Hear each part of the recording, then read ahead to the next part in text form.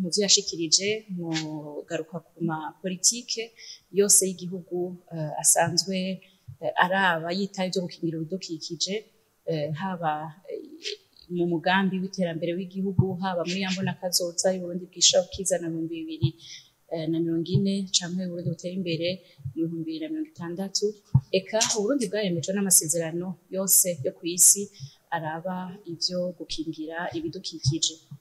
Hambavu y'ayo mategeko amaze gushira mu ngiro mu Burundi, hariho n'imigambi mikuru yashizwe imbere, aho navuga nk'umugambi wewe Burundi urambaye, aho nyicubahiro mukuru w'igihugu c'u Burundi yadayegeshanya gutera kama abarundi bose kugira ngo batere ibiti, ariko cane cane ibiti bibana neza n'ibiterwa, aho aduhamagarira guca imikobeko, gukingira inzuzi, eka n'ibindi.